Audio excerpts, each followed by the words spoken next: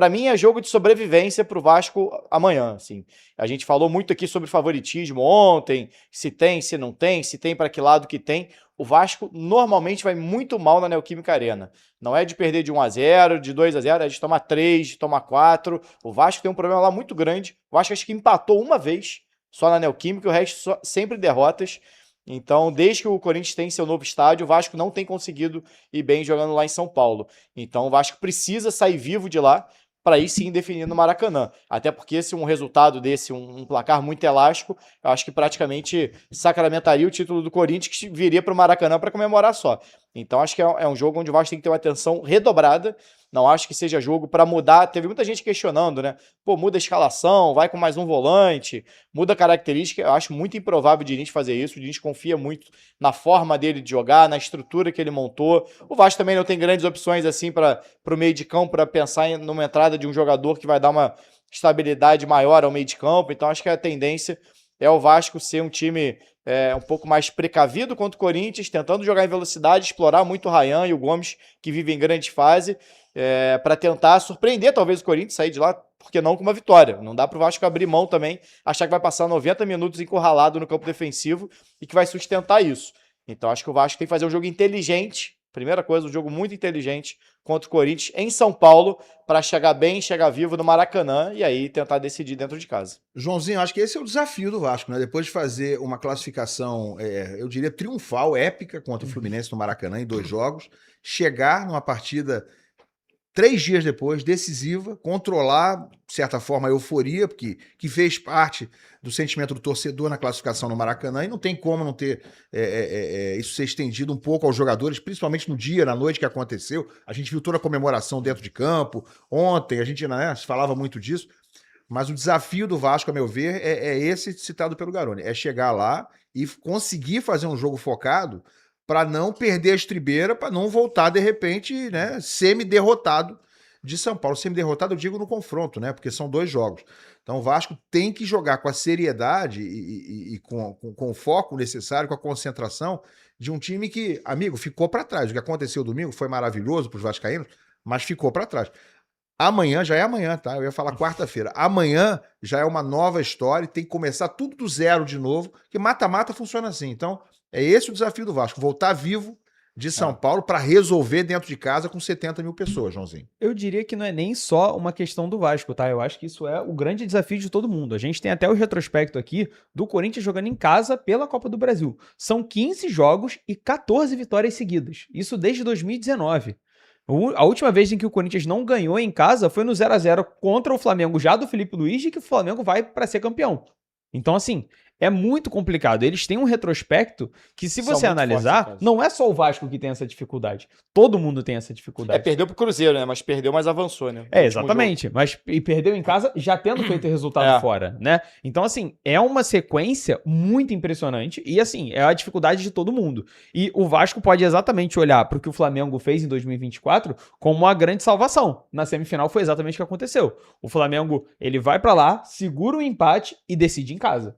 E quando decide em casa, tem a oportunidade de fazer, de conseguir passar, né? Conseguir avançar. Então, assim, o Vasco tem que tomar nota desse estilo de Corinthians. O Corinthians, ele é muito forte em casa, ele tem muito apoio da torcida, mas o Corinthians também tá com um ponto fraco. O Corinthians tem 7 pendurados para esse jogo. Sim. Então, a gente tá falando aí de um time que vai ser obrigado a conter o Vasco que tá muito propositivo nesse novo estilo de jogo. O Vasco tem Piton e Verratti, se eu não me engano, pendurados. O Piton não joga e o Verratti é pendurado.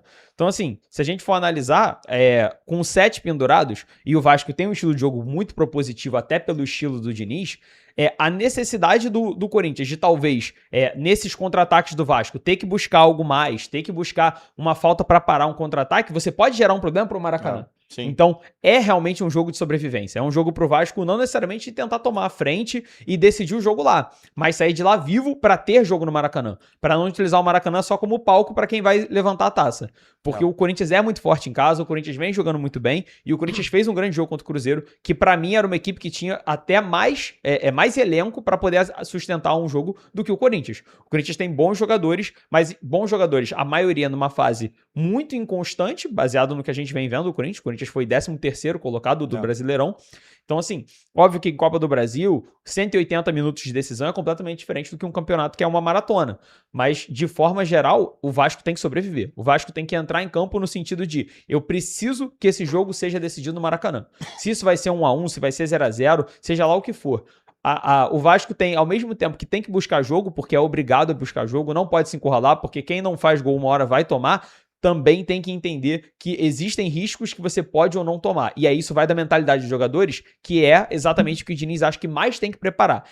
Fazer esses jogadores entenderem o peso desse jogo, porque são jogadores que estão ainda muito na euforia de chegarem numa final, de devolver o Vasco para uma final de Copa do Brasil, de fazer o torcedor sonhar com o título. Então isso tudo tem que entrar. Cada dividida, cada carrinho, tudo tem que ser cogitado para, cara, eu não posso deixar esse jogo acabar aqui. Esse jogo tem que ser decidido no Maracanã. Garoni, antes do jogo, assim, de supetão, tipo o Silvio Santos, vem pra cá. Você assina aqui 1-0 Corinthians antes do jogo? 1-0 Corinthians? 2-1 Corinthians, 1-0, você assina? Vou preferir um empatezinho, É hein? pegar ou largar. Pegar ou largar? É pegar ou largar. Se largar, pode ser 3, né? Na hora do jogo, 2, enfim. Assina? Sem muita convicção, mas eu assino, tá? É. Porque eu acho que o Vasco vence no Maracanã. Assim, claro, se tomar um 3-0 em São Paulo, aí muda completamente até o clima para o jogo do Maracanã. Mas acho que um jogo equilibrado assim, acho que o Vasco tem tudo para reverter depois no Maracanã. Acho que 1-0, esse assina, é claro que foi, pô, empatezinho pelo menos, claro. tá? Mas empate nem se fala. Né? Eu acho que 1-0 o Vasco volta fato. muito vivo, tá? Assim, qualquer resultado de 1 gol de diferença, tava até reparando ali. Depois, se puder botar a tela de novo dos jogos do Corinthians, que ele fez em casa, tomou só 9 gols em 15 jogos, nesses 15 jogos, e a grande maioria dos duelos com vantagem de mais de um gol. 4-2 ali no primeiro jogo, 2-0 na Chape, 2-0 na Portuguesa, 4 no Atlético Goianiense, 3 no Fluminense, 2 no Remo, 2 no Atlético, aí alguns jogos aí, 3-1 no Juventude. Então, assim, o Corinthians sempre conseguindo não só vencer, mas sofrendo poucos gols, e conseguindo abrir muitas vezes mais de um gol de diferença. Até então, o jogo contra o Cruzeiro, ele tava 7 jogos sem tomar gol. O Dorival não tinha tomado gol com esse Corinthians ainda na Copa do Brasil, independente se jogo dentro ou fora de casa. Foi tomar gol no último jogo contra o Cruzeiro. Ô, Papa, você acha que seria bom negócio pro Vasco amanhã perder por 1 gol de diferença nesse jogo de ida? Perder nunca é bom. Ainda mais num jogo parelho, num jogo disputado. Perder não é bom. Desde quando perder por 1 gol é bom na casa do adversário? Então, se é bom negócio, né? Dentro o cara leva uma vantagem. O cara leva uma vantagem. O Vasco tem que tentar pelo menos um empate. Pelo menos um empate. Você vê que o Flamengo, a dificuldade que foi pro Flamengo contra o Corinthians em 2022. O Flamengo teve que ser campeão nos pênaltis e chegou a perder o primeiro pênalti. Se não me engano, o Felipe Luiz, hein? Felipe Luiz perdeu o primeiro pênalti. Cássio pegou. Bom então negócio eu não acho que seja. Eu só acho que o Vasco sai vivo de uma derrota com um gol de diferença. Sim, não acho. Mas não sai vivo. É sempre vantagem. Não acho. O Flamengo acabou de classificar ganhando de 1 gol de diferença do Racing, no Rio de Janeiro, né, na Libertadores. Foi pra lá e administrou. E conseguiu. Eu acho que se o Vasco perder. O Vasco venceu por 1-0 o primeiro jogo. Garoni, se o Vasco perder pro Corinthians por 1 gol de diferença, ele perde o título. O Vasco tem que conseguir. Eu tô sendo sincero. A sensação que eu tenho de um jogo hiper disputado é que se o Vasco perder fora, ele não consegue mais esse título. Eu acho que reverte, sim. Eu acho que não posso te cravar que reverte. Mas eu acho que se o Vasco perder por 1-0, não acho que tem nada muito, definido. Hein? Não dificulta, não. Pode ir uma vitória simples vai a pênalti. O Vasco venceu 8 das últimas 10 disputas de pênalti. O Léo Jardim pegou, se não me engano, 7 pênaltis nessa sequência aí. Seria outro grande duelo. Hugo Souza é muito bom pegador de pênaltis também. Acho que seria uma baita disputa. Mas o Vasco... Hugo Souza, o Hugo Moura é o volante. Mas eu acho que fica em aberto. Cara, se você pegar o retrospecto do Vasco contra o Corinthians, jogando lá, é 3-0, 3-1, 4. Se o Vasco... Assim, não é que o Vasco vai jogar para perder por 1 gol de diferença. Acho que o Vasco tem que jogar para ganhar. Se o Vasco conseguir, dentro da alternativa que tem, da estratégia que vai traçar, tem que jogar para ganhar. Agora, eu não acho que dá para desesperar. Era o grande problema do Diniz em Brasileiro. Começava a perder por 1-0, desesperava, tomava 3-4. É diferente o Diniz de Copa. Eu já falei isso aqui algumas vezes, até pelos números.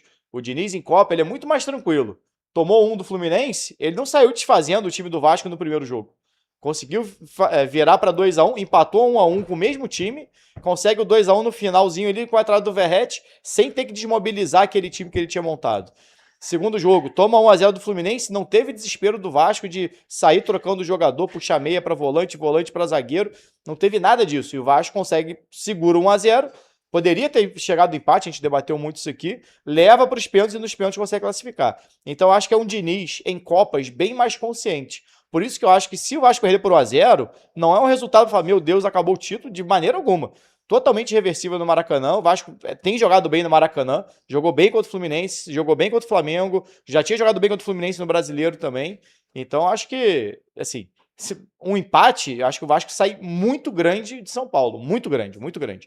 Se perder por 1-0, sai vivo. Algo mais do que isso, já acho que fica bem mais complicado para o Vasco. Isso eu acho que o Vasco tem que ter um controle emocional muito grande. Eu tô de acordo com você. Acho que o Vasco com empate voltaria gigante. Eu acho que ficaria... Não tem nada resolvido, porque jogo é jogo, né? Pode empatar de novo no Maracanã, muito possível, e ir para pênalti. Mas eu acho que o Vasco voltaria assim com o placar dos sonhos. Empatar já é placar dos sonhos, tá? Vencer nem se fala, coisa...